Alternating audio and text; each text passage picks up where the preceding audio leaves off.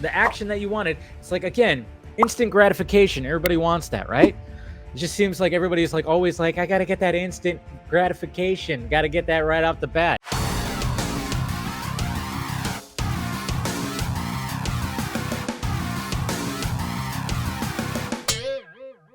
Top 10 anticipated movies of 2024. And this is a hard one because obviously, I mean, favorite list and anticipated list, it's very hard to fit them in like 10. You know, sometimes I need like 20 or whatever the hell, but there's a lot of movies that are coming out next year, some sequels and some interesting projects that are coming out next year. But yes, so let's just, of course, start off with number 10, Ghostbusters and the Frozen Empire. Ghostbusters, the Frozen. You guys know I'm a big Ghostbusters fan. I've been a Ghostbusters fan ever since I can remember. Little kid dressed up as a Ghostbuster. I really enjoyed Afterlife, loved Afterlife. Looking forward to see where they take the franchise now. Of course, Paul Rudd's in it. Love Paul Rudd. And of course, the returning players, you know, Ernie Hudson, Dan Aykroyd, and Bill Murray coming back. Always great to see those guys. So there you go. Ghostbusters, Frozen Empire, number 10. Number 9, spinoff of the John Wick series, Ballerina. I'm curious. After seeing Ana de Armas in her role in the last James Bond film where she kicked ass, and I kept going, she needs her own franchise. Look at her. Oh, she hot as hell. She's like, look at her move. She's kicking and all and being a badass. Of course, they're not going to do that with the James Bond franchise, but hey, she gets her own little spinoff when it comes to the John Wick franchise. So I'm looking forward to see what they do with this spinoff when it comes to John Wick. That's going to be pretty damn amazing. And again, Ana de Armas. Number 8, Joker 2, or whatever, whatever the hell it is. But Joker 2. And of course, they just released, like Todd Phillips released 2 new images from there, from the movie, which were pretty interesting movie. Now, I didn't want a Joker sequel. I felt we didn't need a Joker sequel, but Todd Phillips was like, you know what? I'm going to do something unique. I'm going to make it a musical. And I'm not really big on musicals, even though I thought La La Land was amazing. But I'm intrigued. I'm intrigued by this. And, you know, we've been talking recently about superhero fatigue, you know, when it comes to this genre. Even Zach has been talking about it. And one of the things he did say, too, is like, hey, you got to have the, you know, directors got to come up with something new, something fresh, something different. And I think this is going to be something like that. I mean, the first Joker was definitely something different. So I'm curious to see what they do when it comes to Joker 2. Number 7, another sequel that's 30 plus years in the making, 35 years in the making. Very curious to see where they take it and what happens. And again, we're getting another return of Michael Keaton to an iconic character, Beetlejuice 2. Can't wait. I'm like, what? We got Michael Keaton back as Batman. Now we're going to get him back as Beetlejuice in the following year. It's amazing. And getting some other returning characters as well. So, hey, I'm curious. Tim Burton, come on.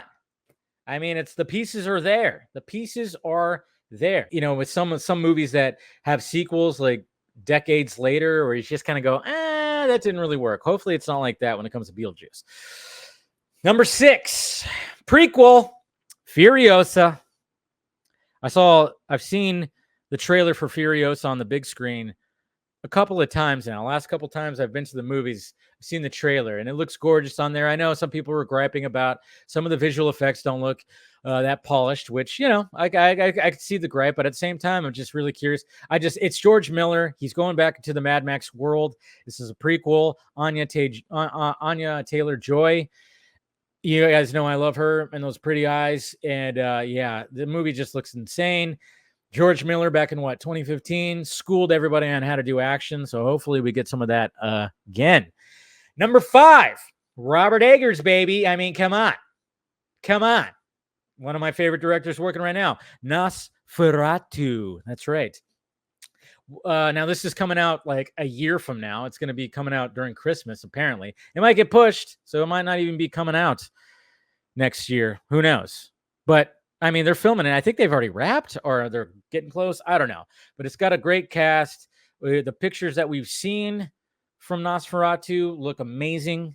So Yeah, looking forward to that. That is my number 5 most anticipated movie for next year. Number 4, another original movie from what's his name? The guy who did Parasite. Boone, what the hell is his name? The director. I should have had it up, but it's going to be starring Robert Pattinson, but Mickey 17.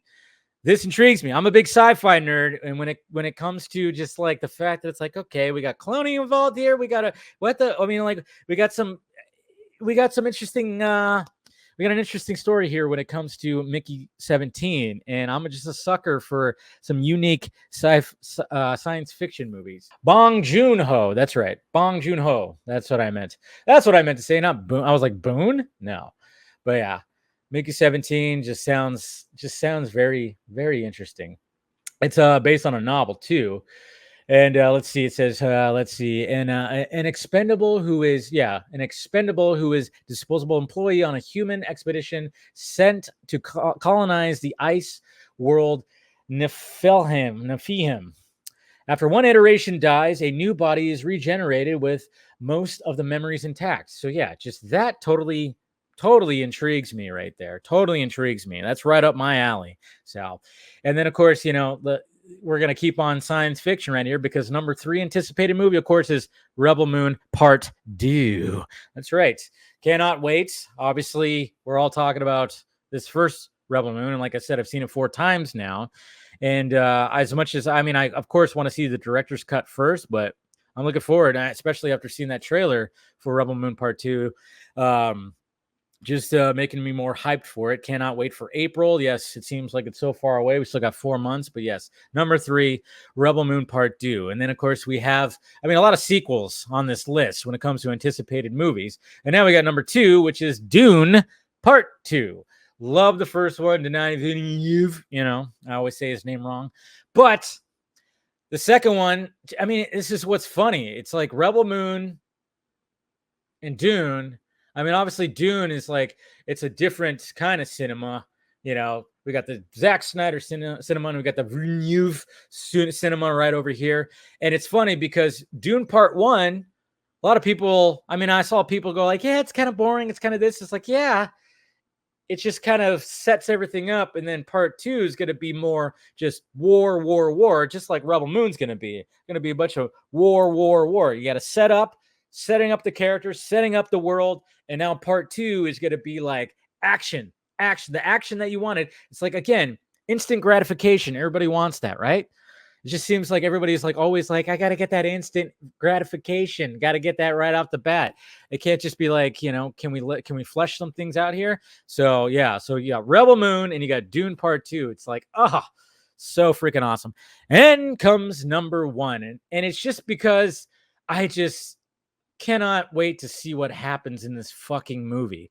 Love the first 2 movies, and now this character has all the toys to play with when it comes to this third movie. Of course, Deadpool 3. I just cannot wait to see how the marketing is, because Ryan Reynolds and his crew are marketing geniuses. Hugh Jackman coming back, and just the craziness that's going to be this movie. That's why I'm like, yeah, I put it at top of the list, because I'm like, what is going to happen in this movie? How crazy is this movie going to be? And how much is going to be in there? And how are they going to balance it out? And how is it's going to be like a spoof to all the multiverse stuff. I think it's just going to be like kind of that kind of stuff. But yeah, so Deadpool 3 is actually my most anticipated movie of next year. Yeah. And like I said, when it comes to CBMs next year, yeah, it's Sony's turn. Sony has 3 movies, while Marvel Studios has 1, which is this. And this movie is totally going to, I think it's the only movie coming out, right? Deadpool 3 is the only Marvel Studios movie coming out. Yeah. And I think I think just the madness that's going to be in the movie, and Hugh Jackman returning and everything, it's going to kind of help some things when it comes to Marvel Studios after this past year. So that's pretty sweet. And then of course, Joker 2, like I said, something different. We got some different things. So there you go, guys. That is my list right there. That is my list right there when it comes to anticipated movies for 2023.